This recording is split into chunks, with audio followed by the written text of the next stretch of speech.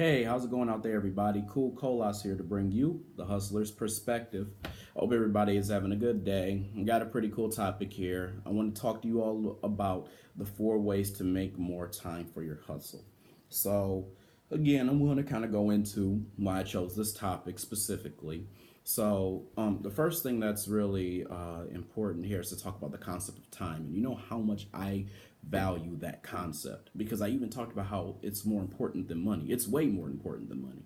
But I want to kind of mention time in a way where I remind you that it's a valuable gift and you want to make sure that you're putting it to good use. And that's one of the premises of this actual topic and why I'm trying to get people into the mindset of just focusing on their hustle and how time is a good component of that or a big component of that. So I also want to appeal to those who have been consumed by their adult slash their work life. So in other words, I think we get kind of caught up in, going to work and then coming home and taking care of our responsibilities and basic necessities like, I don't know, showering and then eating and just things like that. I think we need to be able to, separate some time so that we can, work on our hustles. Other thing too is that I want to help other people find balance, and I want them to find, figure out like how to get a priority going for their passion. And I want to help other people reevaluate their priorities, kind of in general. So that was kind of the premise behind this topic in general. Now, let's talk about some of the ways that I think that people can start making more time for their hustle. So like I said, they have more time to actually do it and do the research and get it going the way that they see it fit. So the first thing is I think that they need to create and follow a schedule. What creating and following a schedule does is it helps you to create a map out and an agenda for yourself. It keeps you accountable and it keeps you aware of your goals. So you know what you have and have not done, and that you hold yourself accountable for what you haven't done and making sure that you get it done and keeping you aware of what you're trying to get to and the type of work that is going to require for you to get there. The next thing that I think that creating a schedule does is it helps you learn how to create an initial balance from a visual perspective. So you actually, start getting the mindset of understanding that there's a schedule that you're going by and you're doing something until a certain time, or doing something like, where you're kind of setting a standard for yourself and then you're following that standard all the way through. So creating a schedule allows you to do that properly. The next thing that I think happens is I think you like when you schedule events hour by hour, you should when you're creating a schedule, create something where you give yourself, I think, 5% more time. So like maybe like an extra 20 minutes or a half an hour. That's not really 5%. So I mean, I'm saying that as in like a 5% overall to like your whole day. But I'm saying that for pretty much like all major events, you should continuously do that. So I think that you should give yourself maybe like an extra 20 minutes or like I said, half an hour, whatever it is. So I mean, it's kind of like up to you that what you want to do with your time, but you want to make sure that you're giving yourself some leeway on like major events, of course, not things that like are going to be small, but major events that you put into your actual schedule. So, and you can kind of customize it the way that you see best fit for yourself, but I'm just giving you an idea. So again, if you don't want to do 20 minutes extra, maybe do 10 minutes extra or whatever it is that's going to help you to kind of stay on task of what you need to do. So I think the first thing is that you need to create a schedule so that you know exactly where your goals are for that day and where your goals are in general. So that's one thing. The next thing is that I think that you need to say no to people more.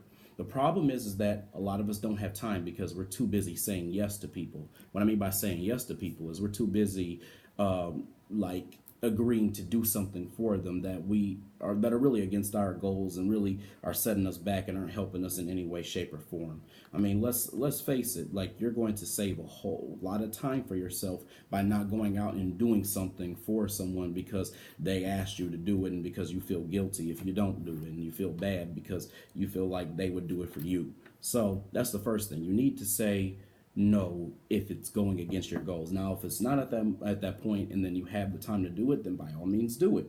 But if it's going against your goals, and chances are, if you're a hustler, especially beginning out in the world, you're probably going to need that time. So if you have to say no, you just need to say no, and because it's going to save you a lot more time than like feeling kind of weird about having to say yes, and like good and well you can't really do it or make that commitment.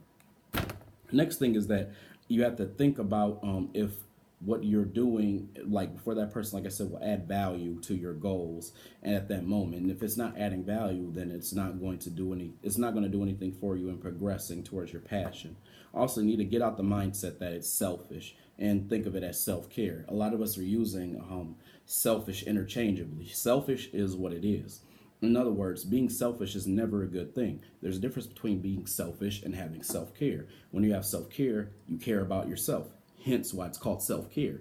So essentially, part of self-care is understanding your limitations and understanding what you can and cannot do and what you should and should not be obligated to do. If you know that your obligation at that point is working on your passion, working on your goals, working on your hustle, then everything else needs to kind of step out of the way if there's no room for it. That's not selfish, that's self-care, because you care enough about yourself to try to see yourself to make it to the top where you can do the things that you want to do if that's your goal.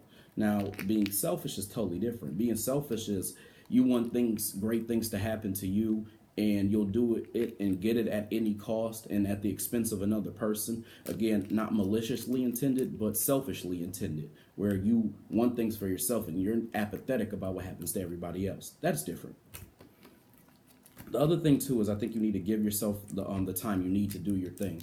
By not saying yes to people, you are essentially giving yourself more time to try to get yourself together, figure everything out, like create a schedule, know what it is that you need to get accomplished, and know what it is that you're not trying to tackle until next month or next week or whatever it is.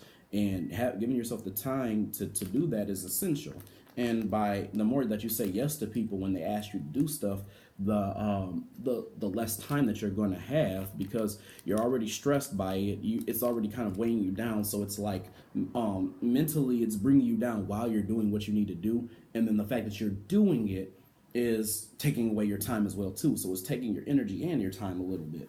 Other thing too is you need to ask yourself: does whatever you're doing or whatever you're saying yes to for people, does it align with positive growth, and does it make you feel good? Did you feel good about it? Now that's going to be even worse, especially if it's like something that you truly feel obligated to do. Like for example, if your parents pressure you into helping them with this and that. Just say, this is assuming you're a grown adult and you're on your own, and then like they ask you to do something and then like if not, they give you that little like condescending thing where they try to remind you that you're their child and that they did all this stuff for you.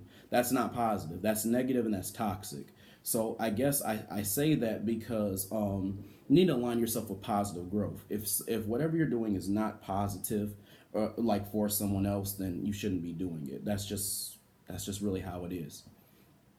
The third point that I have here is that you need to minimize pointless activities. We all do it. We all procrastinate. We all do things that we don't really need to be doing. There's a lot of us who are on our phones checking Facebook about 100 times a day.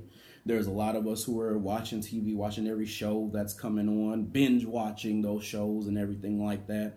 There's a lot of us, on the phone talking with people, gossiping about people, talking about just kind of arbitrary things in relationships that don't even apply to us, or talking about other people. We all do it. Some of us do it more than others. Some do certain things and don't do other things, but we all do something that gives us the ability to procrastinate. So the first thing I think you need to do is you need to know your time vampires and your energy vampires. You need to know the things that are swallowing your energy. Usually, to me, those are people or environment. So energy vampires are usually people who are like sucking the life out of you because of their negativity. Time vampires tend to take up your time because you're doing it all the time, so it's swallowing up, like allowing you to be able to take care of the things that you need to take care of. So that's kind of how I feel about that whole issue, is that you need to avoid the things that are going to swallow your time and your energy, because you're going to need those two things. And pointless activities will definitely swallow your time for sure. Your energy can be swallowed by people and, like I said, environments, but definitely activities that are just not even necessary. Those are going to swallow your time. Also, to initially take the time out of your day to make a list of your not non-work activities, and you need to I think you need to take some of those like hours and see how much time you waste, like add up of those hours and see how much time that you waste from all of those activities. So in other words, like let's say that you spend maybe 2 hours watching TV, you spend like 3 hours on social network, you spend just give you an example, like, and I'm not saying this is totally pointless, but I'm saying that it's not necessary to be doing this every single day. Let's say you clean your house for like 2 hours every single day. Okay, so and let's say for 1 hour you trying to just give another example, maybe talk on the phone. So if you're talking on the phone for an hour, you're cleaning up for 2 hours, you're what did I say again? You're on social network for 3 hours, and you are like watching TV for two. So that's 2 plus 3, that's 5. Then you got 1 hour on the phone, that's 6, and 2 hours to clean, that's 8. That is a job. That is a job shift. So that's what I'm saying. You just took like a job shift's worth of time to do things that have not furthered you towards your goals whatsoever. Now, mind you, everybody needs a break. Everybody needs a release. I am not saying that. I'm not mad at you if you need that. I am not. But all I'm saying here is that you need to make a list of the things that you're doing every single day that are taking and snagging your time, and you need to start eliminating them and being more I guess like discreet about what it is that is important and that isn't important. And if you don't need to do it and it hinders your time, then you need to eliminate it altogether. That's just the bottom line. Like you need to just figure out, like I said, like take that list of things that you have and then start chopping down the things that are totally unnecessary, the things that totally don't even allow you to take a break from what you're doing, or like because they're interfering with your actual time that you're trying to use to create the lifestyle that you want to live and to go towards your passion. So again, like start making a list of the things that are kind of like pointless activities, and then just start deleting them and start getting rid of them, or mitigating how much you're doing them. Even that, maybe you can do 15 minutes of each of those things or 30 minutes of each of those things to start off or something like that, and then just get in the habit of slowly minimizing what's not necessary. The other thing too is think of this, like this type of like behavior as like as poisonous. Like I said, like you don't want to poison your time, and you're poisoning your time by just doing things that aren't, like I said, towards your goals. Because a lot of this stuff that you do on social media, beyond things that are actually related to business, are not towards your goals and will never be towards your goals. Unless, like I said, you're doing business or you're branding yourself or whatever you're doing, it's not going to be towards your goals. I can almost guarantee that. And I think that, sorry, that my like camera was moving a little bit, but I think that a lot of things that you may do are you think are going to be towards your goals, but a lot of times they're not. And the reason why you think that is because everybody's doing it. It seems like it's a common thing. And then like maybe if you're watching videos, you're learning something new, which could be possible. But I mean, like there's gonna be a time to read and research, and there's gonna be a time where you're just gonna have to act, and then you're just gonna have to take care of business. So I mean, I don't want to ramble here. All I'm saying is that you need to minimize the things that are pointless in your life and for your activities. So let's go to this fourth point here that I got for what we're talking about in this subject. So the next thing too is that you want to stop multitasking. I need to say this over and over and over again to you guys. Multitasking is not a good thing. Multitasking is only beneficial when you're in a job, because they want you to wear multiple hats, especially if it's a new company or a smaller company, because they want you to take up all the responsibilities and things that they're trying to figure out within their company. And as an employee, you're getting paid to be that mixed up person. So in other words, that you need to set limits and know what you can and cannot do on a given day, instead of trying to do those things at the same time. because you have to realize that you're going to lose focus, you're going to lose retention, and it may take you a little bit longer to do something because of that. So because you may be doing two things, like let's say you're a writer and you're writing your novel, but at the same time you're checking your bank statement and you're trying to like figure out how like the bills that you owe and then how much you need to pay on this day and that day. Maybe you're trying to do those two things at the same time. So you may make a mistake and you may I don't know, you may pay too much on the bill, or you may pay from the wrong card because you're multitasking, because you're thinking about your ideas for your book, or you may be writing your book and then you may start like getting people call them brain farts, but I don't call them that. I usually call them just like moments where you get stuck, and you may be getting stuck while you're like writing and you're like, wow, I was just focused on the whole banking thing, so I lost my train of thought for what I was going to say for this book, because the mind is going to separate its focus because you're focusing on two things. So it's going to be much more difficult for you to maintain that like level of focus that you need on both things. Hold on, I guess. Sorry, I had to sneeze. Excuse me. So you also have to devote the proper time to what's important and what needs to be done. So if your goals are important to you, your passions are important to you, you need to give it the proper time that it deserves. Because if you want it to be good and you want it to last long and you want it to be worth something, then you need to give it the special treatment that it needs so that it can continue to grow and it continue to be something that you made with great honor and great work and great care.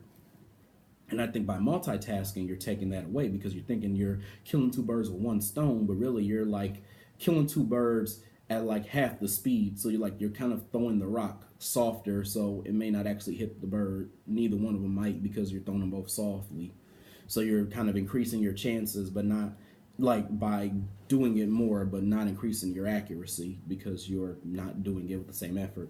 So again, do that, and then like be more organized and just know what is and is not important, and just go from there. So those are the four things that I got as far as utilizing your time properly, and how to get more of it back and for your hustle and stuff like that. Just you need to kind of implement and follow those things that I kind of said and see how they work out for you, see what works out for you best. But yeah, like I said, it's all meant to just help you out in the end. With that being said, I hope you enjoy what I had to say. I hope you enjoyed this video, and I hope, and this is video 6 of 7. 7 of 7 will be coming up next. And I hope that you just get a chance to continue to work towards your hustle in an efficient way. So anything that I can do to help, I'm more than happy to help. So with that being said, I hope you guys subscribe to my YouTube channel, so my video channel. I hope you guys share this video and share other videos that I have so that I can continue to provide you with the knowledge that you need. I hope that you subscribe to my actual blog, which you can find at hustlersjackpot.com. And if you want to see more for that, you can go to the Hustlers Jackpot on Facebook. If you want to go to my personal business page, or my business page on Instagram, you can go to @the Hustlers Jackpot. And if you guys want to go to my personal page on Instagram, you can go to @coolcolas. Again, I hope you guys continue to enjoy all the videos that are going to be coming. And again, there's going to be also a pretty cool video coming up this week for you guys to see on Thursday. And you guys will get a chance to really learn something new and enjoy the content that is being said to help people to get further in their passion. But again, I will see you guys later. Keep hustling.